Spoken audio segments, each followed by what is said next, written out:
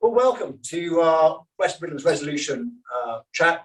We're going to deal with small details, big problems. The good news is so many of these talks, you've got usually some jobbing barrister who hasn't got enough in his diary, who's busy trying to tell you how clever they are to send them lots of work. The good news is this afternoon, we're not going to hear that much from me. You're going to hear it from our colleagues in financial services. I'll introduce Julia and Mark and Miles in a moment.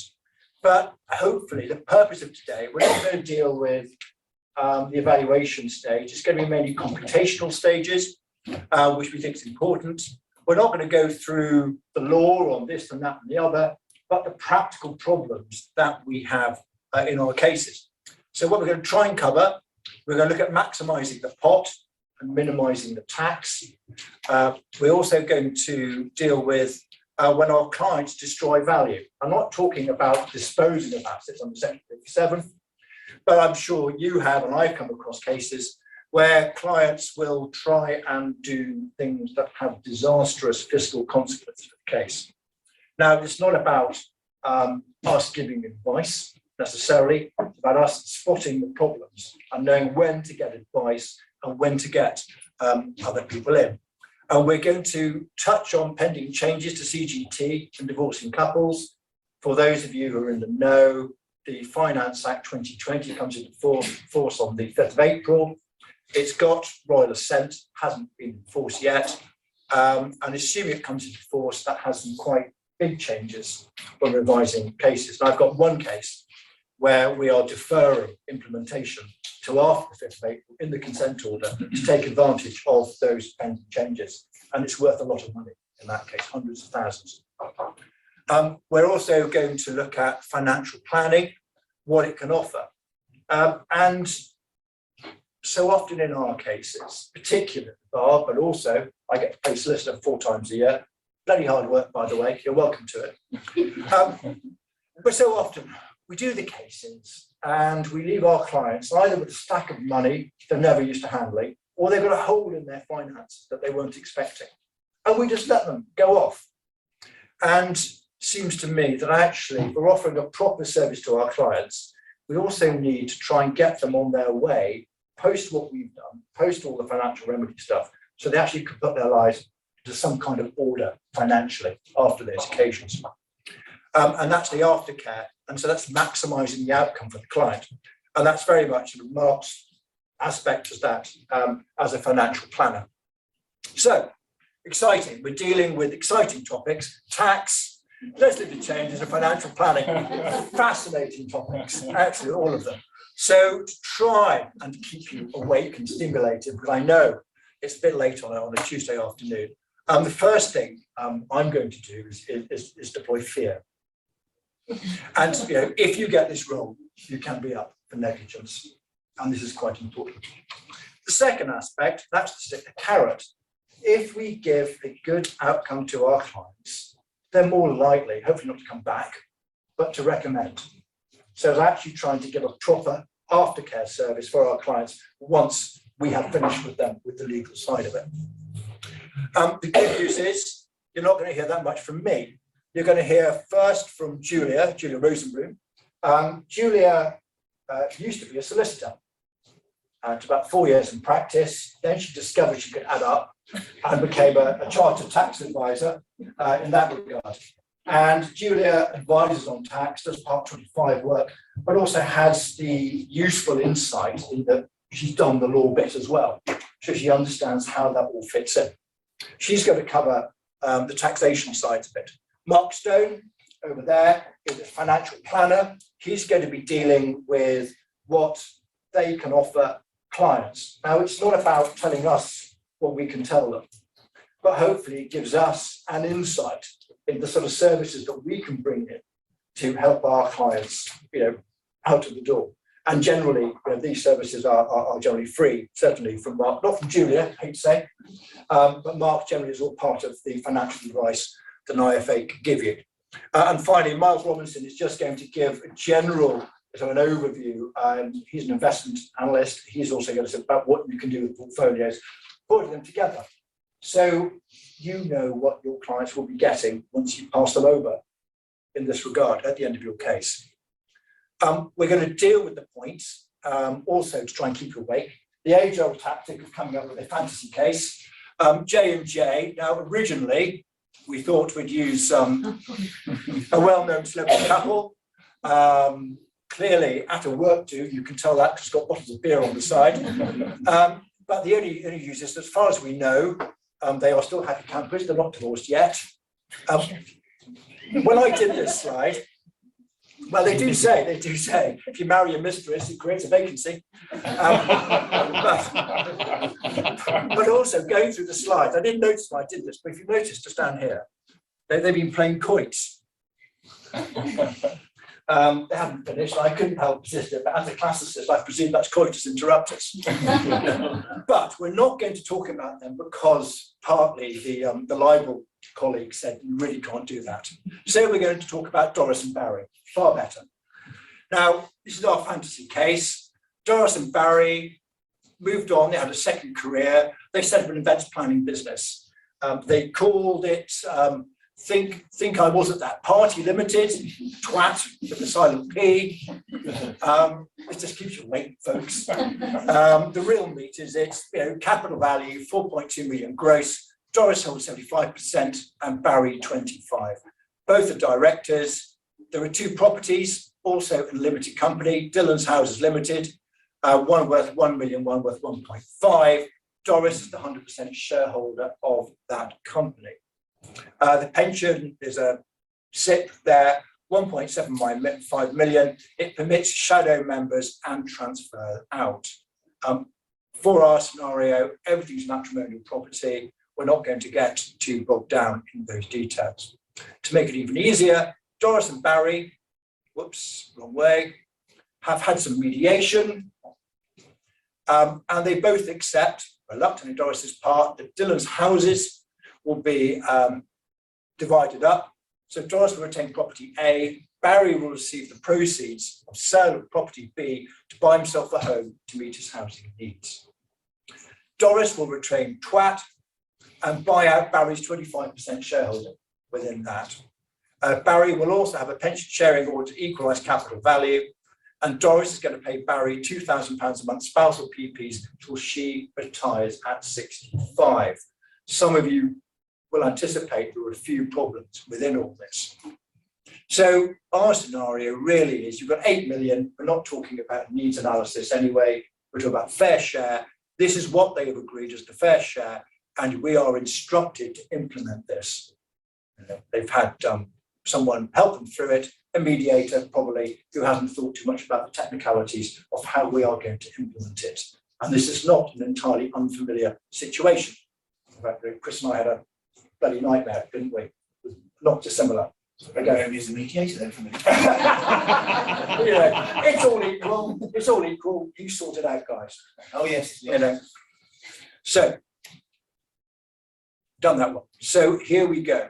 Issue 1, Dillon's Houses. That's the company with the two properties. Each are going to receive a property. Doris will keep a property, and the other one is sold to buy Barry a home. A simple solution. That's what the clients want. But Julia, is that a good idea? Well, if I can flip you onto the next slide, please.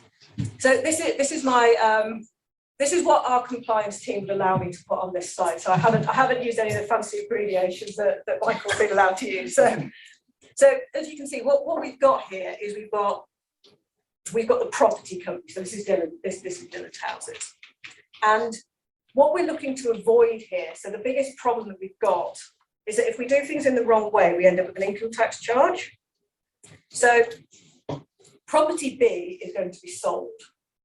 Now, if property B is sold and then the company pays a dividend, which in this one would have to be out to X, which is Barry in this case, no, it's Doris. It's Barry. Barry's getting his money out to buy the house. Yeah. So no, it would have to go to Doris because Doris is the shareholder. So the dividend would come out to Doris. She would pay a horrible amount of income tax on that dividend, and then she would pass that over to Barry. So we don't want to do that because we would have an income tax charge. We want to avoid an income tax charge. Julia, what is Doris's top rate of marginal rate of tax going to be, assuming she's a high earner? Well, it's 39.35%. So it's a big number.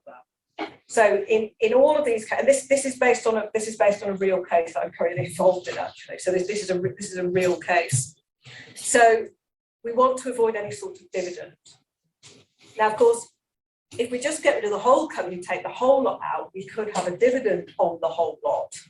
So we need to limit the tax exposure, and where possible, we need to limit it to be in the realms of capital gains tax. We can't always avoid a tax charge altogether, but we want not to fall into income tax. That's going to be a key theme on the tax side. So just go back again, because before I say how we do it, the other element is that some people might say, well, what about if the company, if we keep the money in the company and the company buys the property and then we have an arrangement so that Barry can live in it?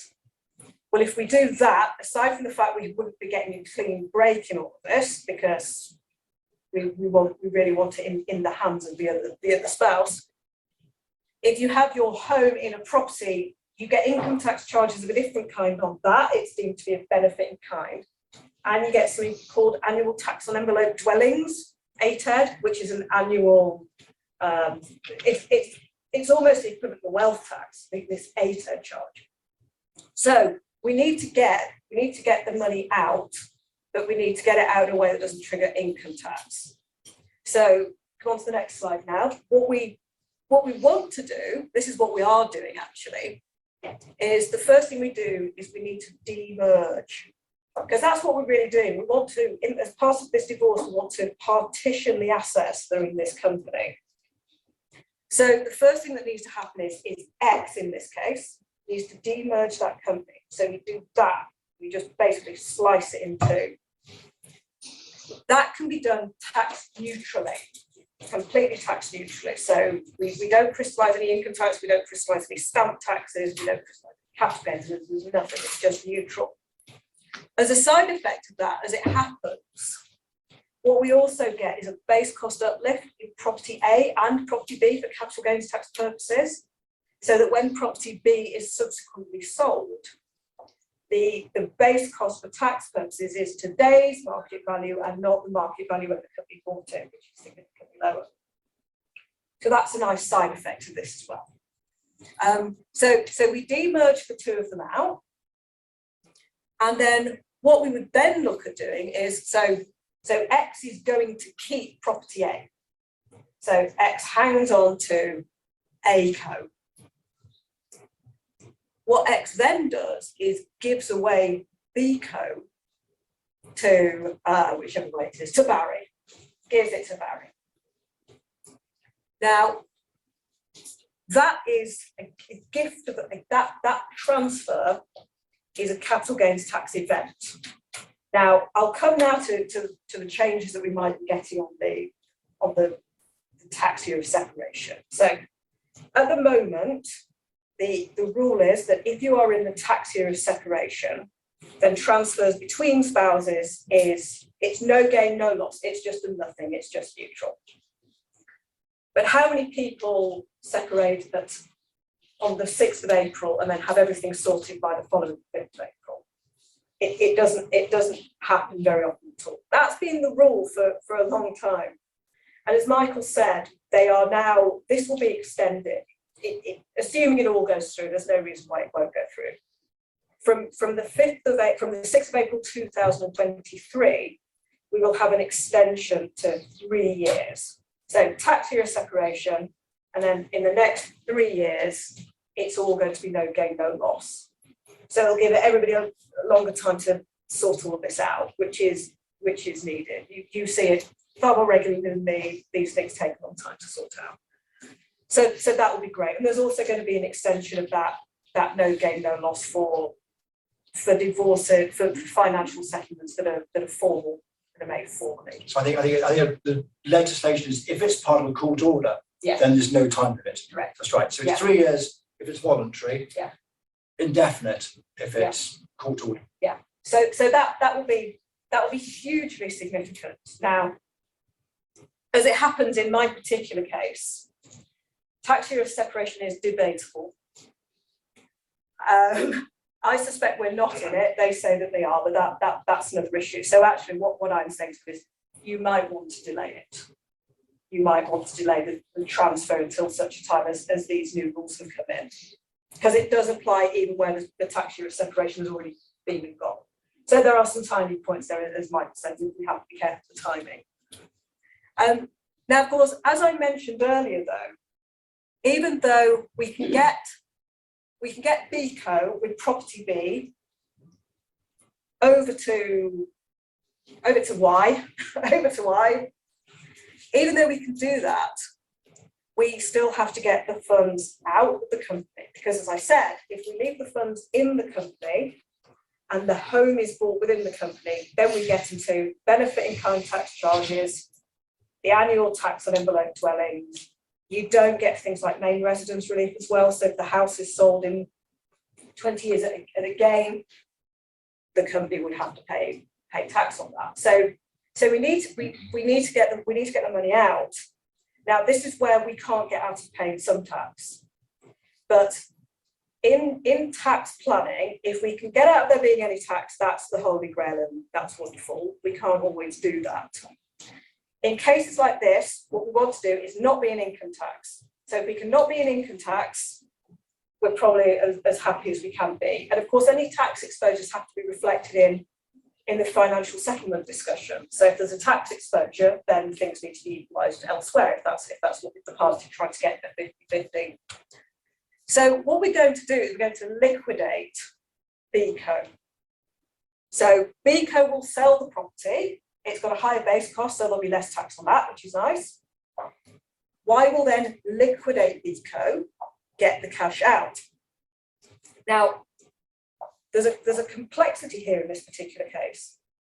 The starting position is when you liquidate a company, it's subject to capital gains tax. So you're deemed to sell the shares for market value, and you get a capital gains tax charge. And in this case, it would be a 20% exposure that we'd be looking at. Now, if we compare that to nearly 40% income tax if there's a dividend, that's a good result. That's a good result. Now, one thing that we have to be really careful of in this, and this is a trap. This is a trap that people fall into. There are certain cases where a liquidation of a company is not subject to capital gains tax. It's subject to income tax, and it flips you right back into 39.35%. And in this particular case, we have to be really careful.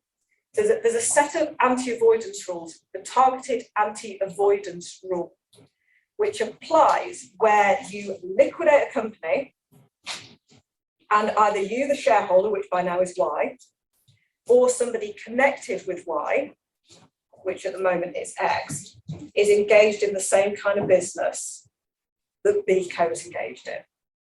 Now, both X and Y, who are, as I say, this is a real client scenario, are both involved in property, but especially X, really heavily into property. So if we liquidate BCO before the divorce has been finalised, before the decree absolute has come through, there will be an income tax charge on Y. There will be an income tax charge. So the thing that we've been trying to avoid all along has just swooped right back on us. So sometimes getting the tax right is about timing. And on this one, we've said, we need to do all of this, get the property sold, and for heaven's sake, get divorced, and then we'll liquidate. And there's some interim things that we can do between then so that, you know, we can think about having loans and things like that so that this house can be bought. We can make arrangements, but do not liquidate that company before you get divorced, because it's the difference is nearly 40% income tax. Because you're still connected parties as far as still tax. Connected until you're actually divorced. So this has been a really interesting case. I do a lot of expert witness work and a lot of single joint expert. On this one, it's not at that stage. I'm advising the husband, but he very much wants to do the best by his wife. So I'm advising him on how to do all of this in the most tax efficient way. So it's a really, really interesting case. But I just thought it would be interesting to share it with you because it does illustrate in the context of in the context of a business, and we've got another example at the moment, it just illustrates when you get into complexity and when you get into business ownership, when you get into property ownership, when you get into corporates, there are so many traps along the way. We want to keep the maximum, it's in both parties' interest to minimise the tax. So they both got more at the end of it. So I thought I would share that one as an example. So let's move on to our next bit, which deals with twat. This is great. I'm going to have a compliance department. I might get away with these puerile jokes. But Doris wants to sack Barry's director. Doris rings up. She's had enough of Barry. Barry has never pulled his weight. He spends all his time persuading junior staff to drink all night and disgraced himself again. Nothing to do with any ex-politicians that we know. There's a lot of liquidity in twat. Doris would say a lot of liquidity in Barry as well, actually. Anyway, Doris simply wants to declare a big fat dividend and pay off Barry. Now, this is a problem I've had quite a few times where someone has got the spouse as a company officer, they've divorced, they hate each other, and they just want to get rid of them. And so they will sack, be it husband or wife, as directors. Some people are shaking their heads, and they know why. Why is this a problem, Julia? Well, again, we're staring down the barrel of an income tax charge. So if Doris takes out a dividend so that she can pay off Barry, so she can buy his shares, then that would create an income tax charge. So we'd have an income tax charge, and then we would still have the capital gains tax issue when I keep getting it the wrong way now. When Barry sells his shares, we would still have a capital gains tax charge on him. So what we need to do is we need to take money out of Tradeco in the right way in order to basically fund Barry and get rid of him. And the best way of doing this, and this is really useful in divorce scenarios actually, is that there's a set of reliefs which can apply called the company buyback of shares. So this is where cash will actually come out of the company, but we get that money out subject to capital gains tax and not subject to income tax. And there's a particular rule in order to get, so this is the company buying back Barry's shares. So in other words, we buy back the 25% shares that belong to Barry so that Doris then owns the full 100%. Now, the company buyback of shares rule basically says that provided certain conditions are satisfied, which primarily relate to getting rid of the exiting shareholder to a great extent. It doesn't have to be all of it, but to a great extent. And if getting rid of that shareholder is for the benefit of the trade, then this can be done subject to capital gains tax and not income tax. So again, it's capital gains tax versus income tax. So we've already seen that the relationship between Barry and Doris is strained. It's not a happy divorce. And so it would clearly benefit the trade. And there's a clearance process that you can go through with the revenue.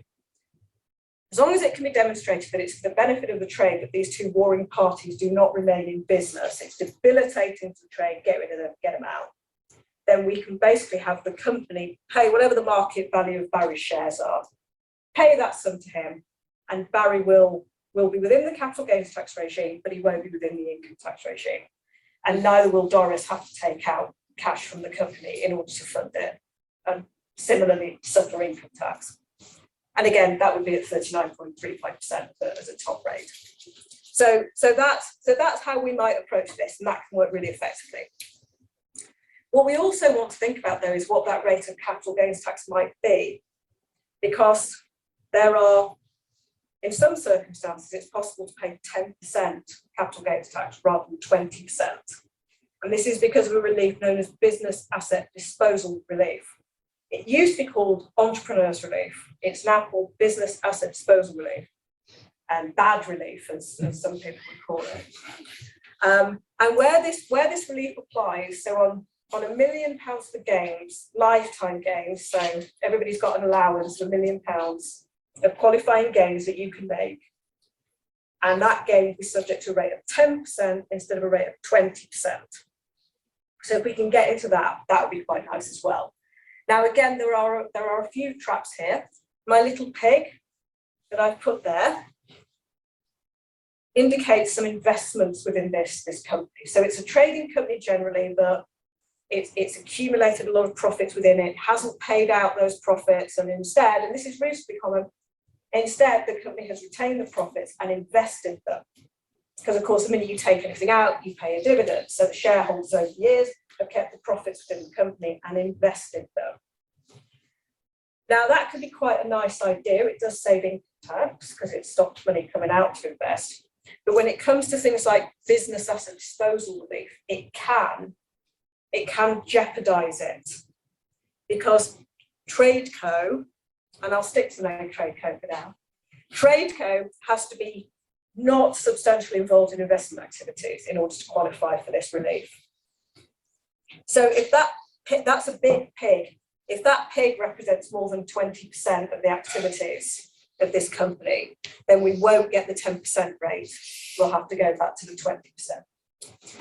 The other thing is, if Doris really hasn't been able to stand Barry and has kicked him out, or he's stormed off in a huff, whichever way you like, and such that Barry is no longer an employee or a director of the company, that can also scupper this bad relief. It also scuppers that 10% because you have to be a director or an employee of the company. So again, we're trying to get these people out in the most tax efficient way.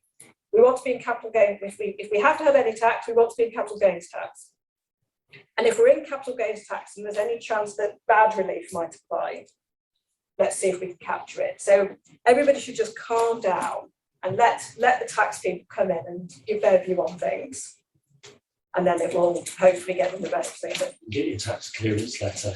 Absolutely. So you got your reference. Yeah, I mean, wherever you can get tax clearances, you can't get tax. The revenue will not always opine on things, but where they're available, absolutely, you'll always get it. Because ultimately, some of this stuff's going to have to be declared on tax returns down the line. So you want it bad enough that you get the tax clearance to get the director out, or not bad enough that you walk out the door that you stop a year bad relief? We want, well, so we need, yeah, so exactly, so really it's a case of, you would be saying, we want Barry to stay on as a director. It doesn't need to do anything as a director. We want him to stay on as a director so that his relief isn't scuppered. But then we'd be saying to the revenue, this is really unsustainable. This is not good for business. They've reached a stalemate. They're not getting anywhere. So yeah, I can see that there's a conflict there. But the revenue just need to see that it would be a benefit to the trade for him to get lost, basically. And the divorce is that's something that the revenue will accept. Money is a massive motivator, so I imagine a lot of people will take to that. Yeah, absolutely. I've got a debate on at the moment on a case with very similar issue, and the debate is that one of the parties has been invited to resign as a director, but would remain the company secretary. Yep. So it's whether, as an officer of the company, you would still get that relief. It's an officer. Yeah. I think it is, but one of my corporate colleagues who's stupid. I think I know them. So I thought I was right all along. Yeah, it just needs to be an officer or an employee. So yeah, company secretary is an office. So yeah, you should be okay. Thank you. But moving on from that, I think to get the BADR, you can't be involved in the company going forwards. So I had a case where the husband wanted to keep wife on the books, to pay the maintenance, quite frankly. But that's going to scupper the BADR, isn't it? It won't scupper the BADR, because in theory you can apply BADR to a minority of shares. What it could scupper well, probably what it will discover is actually the buyback principle altogether. Right. Because if the spouse is remaining on the books, then clearly it's not so bad, is it? They're still managing to work together. So I think it would more scupper the company buyback than the business asset disposal relief. I'm moving on from that because you can't be involved in the company thereafter. Mm. What if the person who's been bought out takes a charge against the shares of the other party to secure further lump sums? Are they still involved or not? And does that create a risk to getting a BADR relief? I don't think that would affect the BADR relief at all. Actually, no. I think you'd be okay on that. You do just have to be careful about that ongoing relationship with buyback. So they're two separate issues. So if you don't get into the company buyback provisions, you don't get anywhere near business asset disposal relief anyway. So it's probably more that side of things, and then the BADR would generally flow, provided the other conditions are satisfied. But you don't need a total exit for BADR.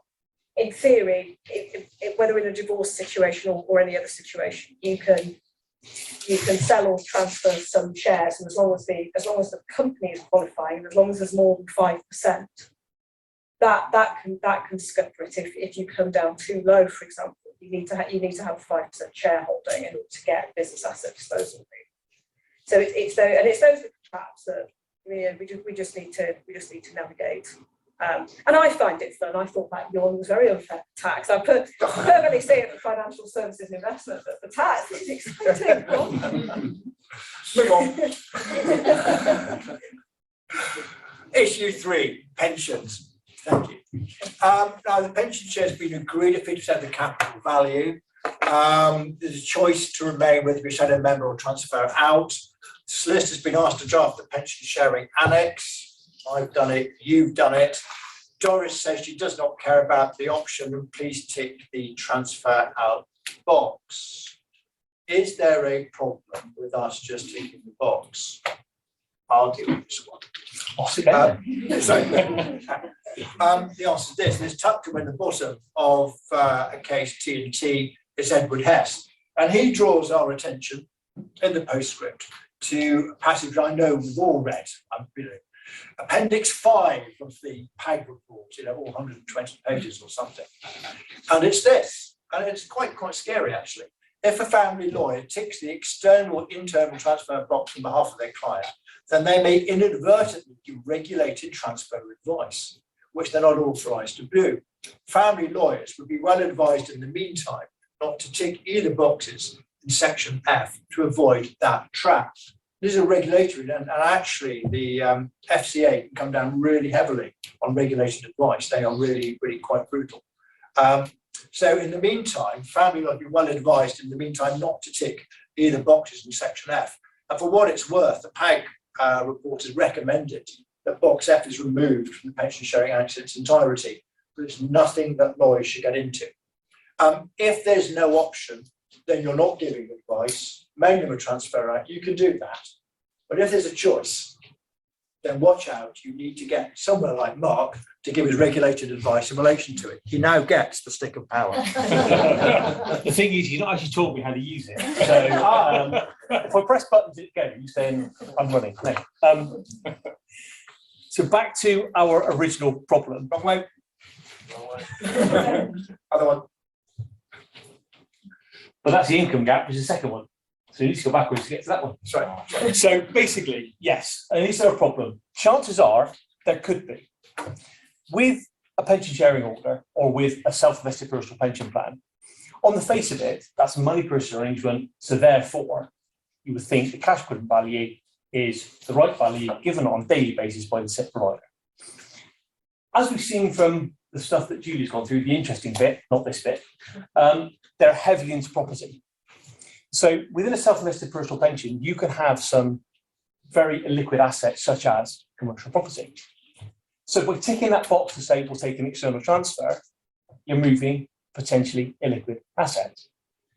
If you add into that then, that because it may be that illiquid asset, do we have a true value of what that asset is? because having dealt with a number of SIPs in the past with commercial property purchase, you tend to find it's on a rental income value anyway, and the value can be years old. So therefore, you've got a situation whereby you've gone in, you've got a value, and it's come out at 1.75 million, but that's not an up-to-date value of that property.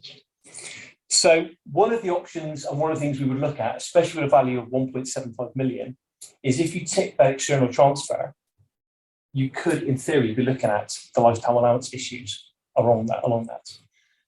As most of you probably will know, the lifetime allowance for pensions is 1,073,100, that very round figure that they use every time. And of course, it's now going to be the same value until 2026, unless we hear something tomorrow or the budget coming out next year. So with anybody who has got lifetime allowance protection, if you were to break that, you could then bring someone into a 55% tax charge on the excess over that 1,073,100. So even with my very poor maths, because I'm not an accountant, so therefore maths isn't very good, you're looking at a tax bill of, on this particular circumstance, of between 300 and 100,000, but inadvertently you could trip over by saying tick box, out we go. That could also then be a problem going forward, especially for Doris, because obviously once she's had the pension share and if she's got protection, she's not going to be able to replenish that pension fund. Because again, when we're trying to replenish that pension fund, you're then going to have the problem that you're going to put them back into losing that lifetime allowance charge, or sorry, lose that lifetime allowance and therefore go back into charge. So yes, I think it's a problem, but I think where I would look at it from is to say, well, this is what we do. If you come across that situation where it is, you think, oh, it's a simple SIP, it's got a value, great, away we go, 50% share, split it out, ask the question of what does it contain? What is in that as an investment? Is it illiquid? Is it not? Is it true value? Is it not? Should a POD come in and at that point say, we'll take it on for you, and we will deal with it for you? Because even within the business that we work for, we have people who can write those pension share annexes, and we've got some people in-house who are very, very good at working out the lifetime allowance problem, because therefore what we're not going to try and do is destroy value by allowing, by having those tax charges taken out at a time, when they're trying to share assets correctly. That's the first one. Oh, wait, sorry, I told you I shouldn't have been given the wand of power. The second thing then, and something that I know has been seen by a lot of people. So in this instance, Doris is 3 years older. Sorry, Mike, you should be doing this, shouldn't you? No, well, Doris is 3 years older than Barry. She's agreed to pay the spousal PPs of £2,000 a month. Barry, which ends on her retirement at age 65.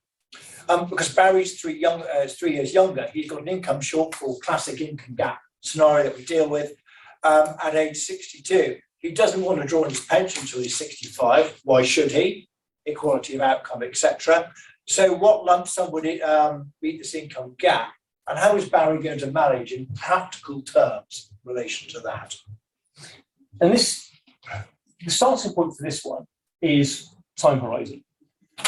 We are able to produce cash flow planning models or financial planning models, whereby we can take someone's personal circumstances, we can take their financial circumstances, and we can build a financial plan that says to you, right, this is where you are, this is where you want to be, can you get from there to there?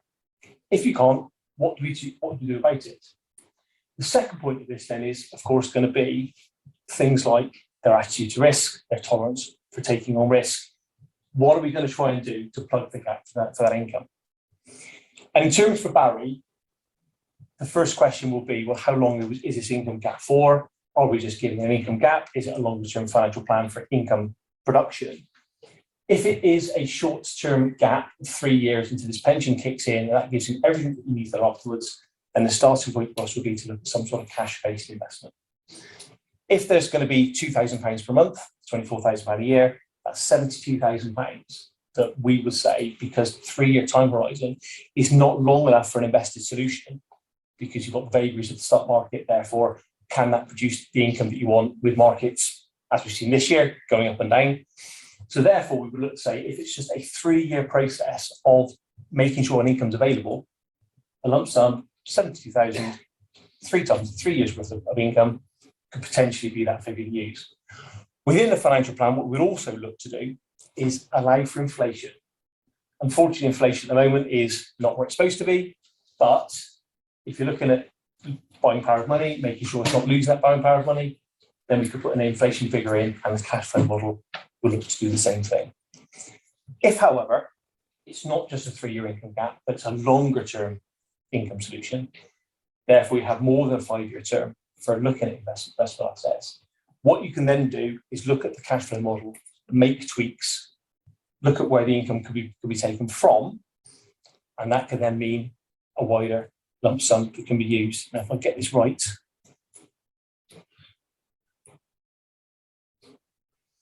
what we do with cash flow modelling, and I'm going to put up some pretty pictures. This isn't linked to this case, but this is literally cash flows, inputs and outputs. This is what I've been dealing with previously. And what we're looking at here is effectively setting out what money is needed and when, and what additional money is taken out. So in this case, purple line, whatever colour you want to call that, is where they have a surplus of cash flow.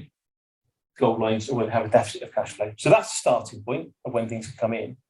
But having then said, will someone run out of money?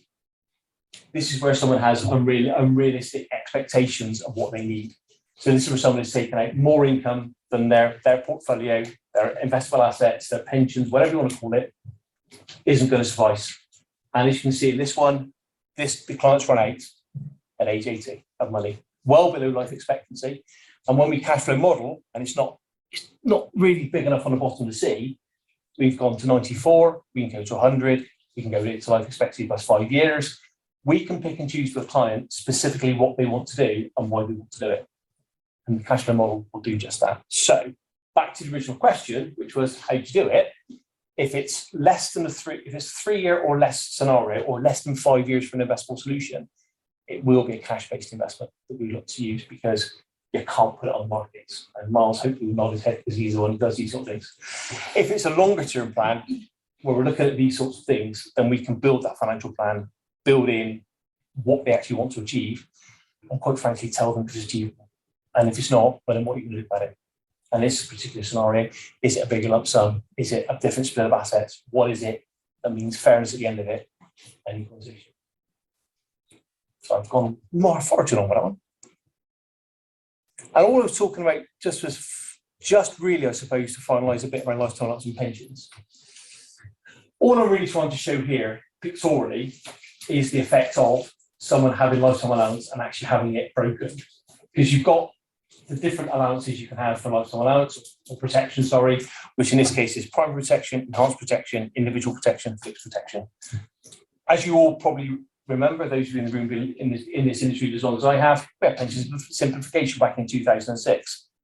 If you look at the number of pension acts we've had since then, this was as complicated as it is now. So we have all these various protections, which means you have a lifetime allowance at different levels. All we're really trying to show here is that, especially with a SIP value 1.75 million, you would expect someone to have some sort of protection. And if you don't look at things in the right way, you could in theory break that. And you have on the right hand side here the issues that can face. Any questions on that? I'm going the wrong way again, sorry.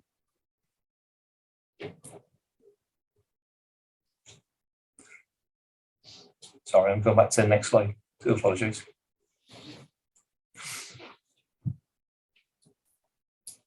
And this is us again.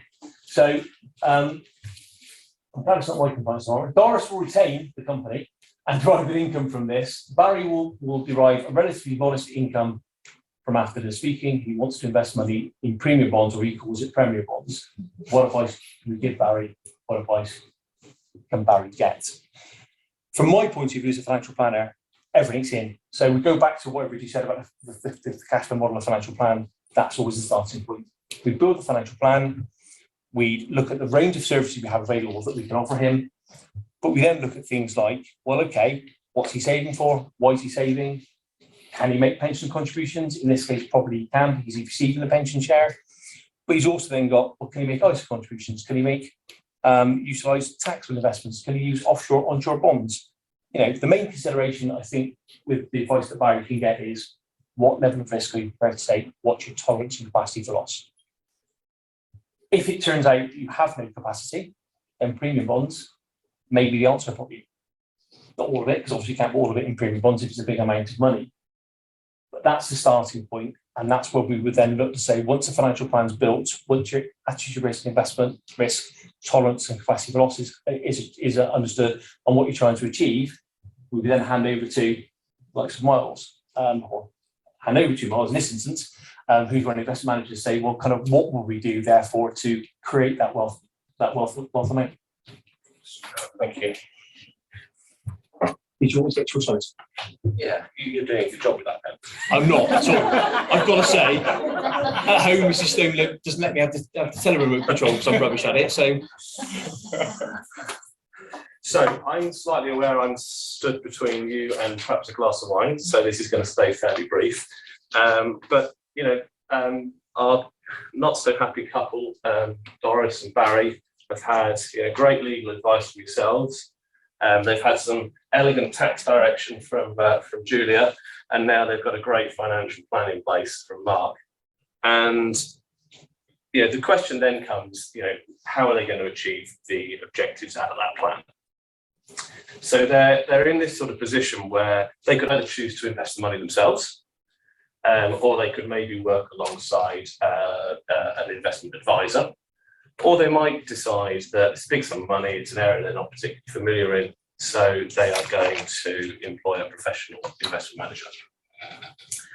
And if they go down the last route, they are in the somewhat perilous world of trying to work out what different investment managers do and how they differentiate themselves. And I have quite a lot of sympathy for people in that space, because we all sort of look the same, we all sort of use the same language, and it's quite difficult to sort of spot the differences. So just putting myself in their shoes, then here are a couple of things that I would guide them to sort of think about and how they could maybe sort of spot some differences. take this off me, please. Right. So, to me, the first and foremost thing, they need to go towards an organisation that's got a very clear statement about what they believe is important when it comes to investing money. And I sort of stress the word believe there, because I think far too often firms that are involved in investment management sort of bang on about process. And they talk about all these committees that they've got and the numerous meetings that they have, and they like throw loads of big numbers around the place. But actually, what's important, I think, to investors is to understand how that company is going to behave and genuinely what they believe in. There are an awful lot of ways of investing money, and even some of them make positive returns. But if you've not got a statement that is very clear about what you believe in, then it's a sort of random approach at best. We have a philosophy here which is beautifully simple, and it's that we will aim to preserve and grow the real value of money through time. Once you've defined that philosophy, it sort of means that you have to invest in a manner that is consistent with it. And I won't go through all of these points here, but just to pick out a couple of them, first and foremost, if you're looking to preserve capital and that's an integral part of your process, what you can't do is start buying investments that have got a chance of going bust. That is not preserving capital. So you want to make sure that you're avoiding companies that have got a lot of debt, or companies where their earnings are very sensitive to the up and down of the economies. Secondly, if you are looking to grow the capital in a fairly repeatable fashion and a consistent way, to me, you can't have a process that is dependent on trying to time markets. You've got to look at having much more control about the inputs into that process. And that might be, for example, selecting companies where they're able to preserve their margins because they have a piece of intellectual property or an installed base of hardware or software or whatever it might be. So, we've got here some of the key bits around the philosophy, but then the next thing is, how do you go about populating the investments? Beautiful. So over time, we've sort of pulled together this little framework here about how we select investments. These are particularly about funds. We've got something similar that looks into direct equities and so on. But there's 10 things here And, you know, if you can get a fund that ticks 8 or 9 of these things, you can start to narrow down that enormous universe of possible investment funds into a more concentrated list that might start to make a sensible portfolio for you. So I'm not going to go through all of them again, but just to pick out a couple, you know, we are very keen to see fund managers limit the number of companies in their investments. We don't want them to have this great long list of companies that makes the thing effectively a market tracker. You know, we don't see much value in that. Secondly, you know, we're really keen if when we're invested in funds, if companies are willing to cap those funds or close them to new investors, you know, we think that makes sure that they keep investing in their core skill set, areas that they're well versed in. And, you know, just to be slightly controversial and pick another one, we're also really keen to see that fund manager has a significant part of their own assets invested in that fund, or is very closely linked to their compensation, for example. So, you know, to bring those bits and pieces together, I'd encourage Doris and Barry that these things need to then be sort of brought together in some form of structured framework, and so that the portfolios become targeted to meet the assumptions in the plan. And this is an example of that. You know, what we don't want is a sort of hit and hope approach. We want something that is sort of quite precise. And, you know, what you can see here is an example of how we would target a return expressed here as a sort of margin over inflation by allocating a specific amount to equity markets in a fairly controlled way. The other aspect of this that is, of course, really important is by taking that amount of risk, you know, what might a bad outcome look like? You know, what could happen in a poor year? And we can see what the losses will be here. But, you know, by doing this, rather than sort of depending on an individual's flair, you're starting to set yourself up for much more consistent success. And, you know, finally, I would probably say to Doris and Barry, take your time in selecting an investment manager. You know, whether they've achieved amazing returns in the past, you know, you've got to be able to trust these people. And that is, no matter what the returns are, if you can't trust people, then, you know, I think there's always going to be a sort of nagging down. You know, at the end of the day, we have to remember that this is something of a people business. So hopefully that was reasonably useful. Hopefully it sort of shows how tax advice, financial planning advice and investment advice can all be joined together from a business on your doorstep. Can I just pick off something from Mark, because he was rather modest about his little spinal charts, things like that.